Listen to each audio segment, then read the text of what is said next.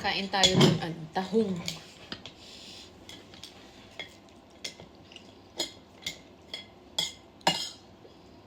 Tapos sasaw-saw ko sa mayonnaise. Ang init. Sarap lang papakin to eh.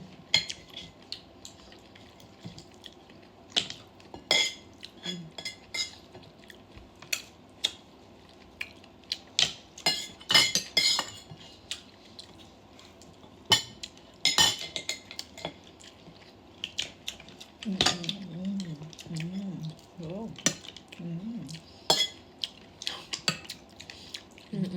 Daw siya.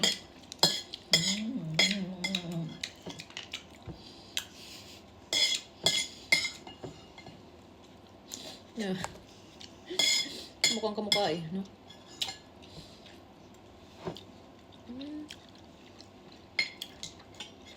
Sausaw mo kayo dito sa ano, masarap. Kuha ko ng rice. Bilis mo naman kumain ng kanin. Tignan mo yung kinuha kong rice.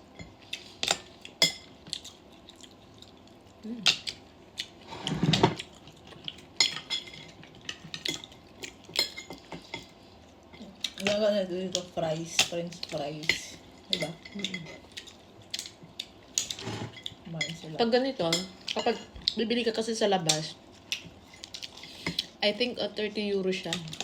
Ganitong kalaki, ganito kalaki, punuan siya. Pero I think 1 kilo lang siya, pero bawas pa. Pero kapag bibili ka at ikaw mismo magluluto, mga nasa 15 euro lang, ganun. Diba, marami na.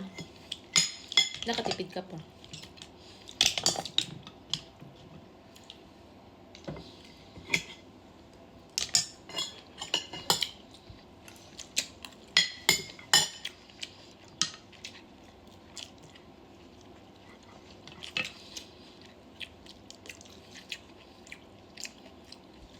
Tapos ko muna at maglalagay ulit ako. Continue na natin. Yung iba maliliit. Pero sakto lang. Baka na sobrang ng ano.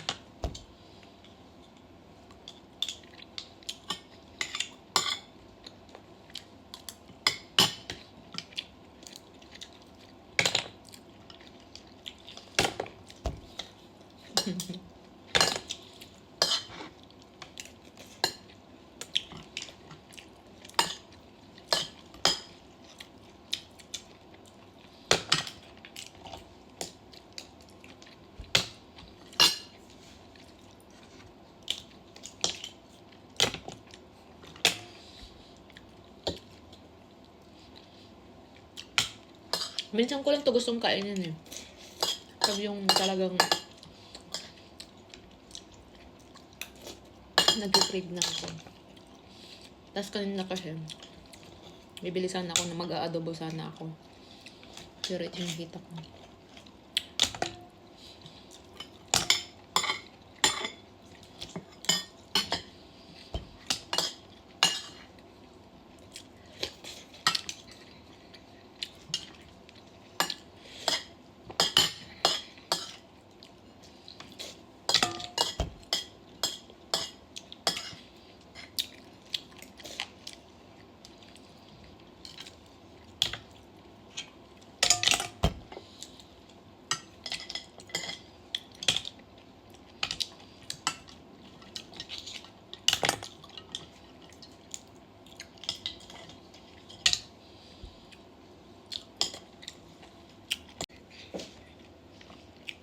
Ba?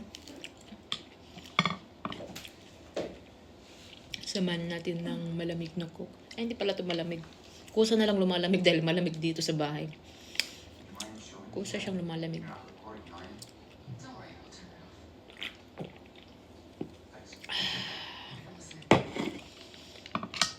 Sarap magpapak ng tahong.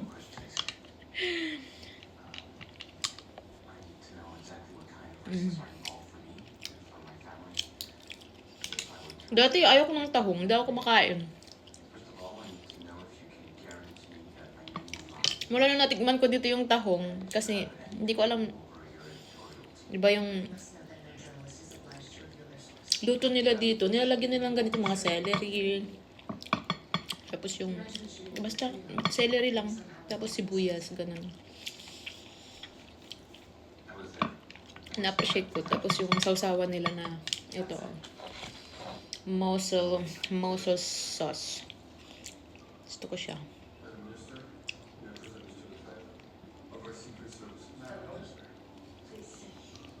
Wag sana akong mangati. Hindi naman siya siguro kakaano no.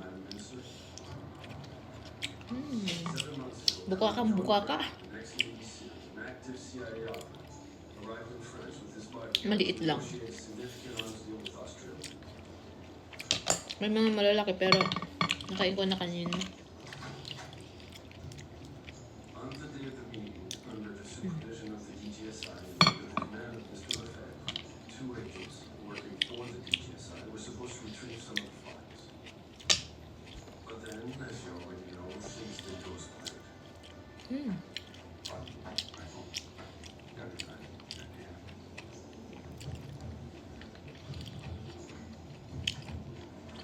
Ako ba ako?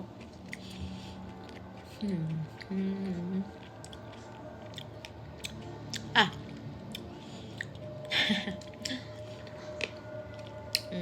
Meron siyang anak. May anak. Oo nga, may shell siya. Very bad.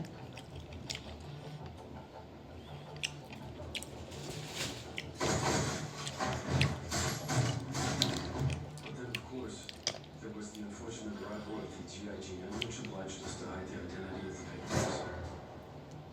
We believe the situation to be under control, but Iwasak we have ang just learned tahong ni about Inday. a development which might prove extremely compromising. We learned from an agent working undercover as a journalist that Frank Lazarek, a former member of the GIGN responsible for killing one of our men, has contacted a journalist. Masarap kumain ka ng ganito kapag may mga kasabay ka. Blood. Tapos tigi-isang kaserola kayo. The DNA is irrefutable. Ako siguro kaya kong ubusin yung isang isang order. Ganito siya kalaki. Tapos ganito kataas ng ganito. Tapos puno siya. And once we retrieve the proof, what do we do with him?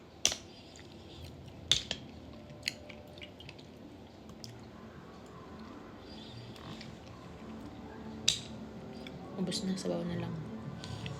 Ayoko na rin, baka mabigla yung tiyan ko.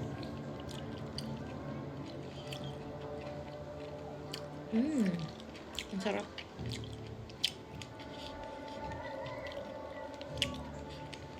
Ba't ibang tsura ng tahong, no? Nakakatawa, no?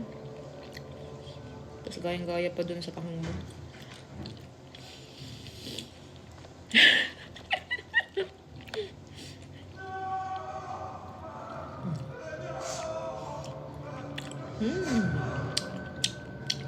Sarap.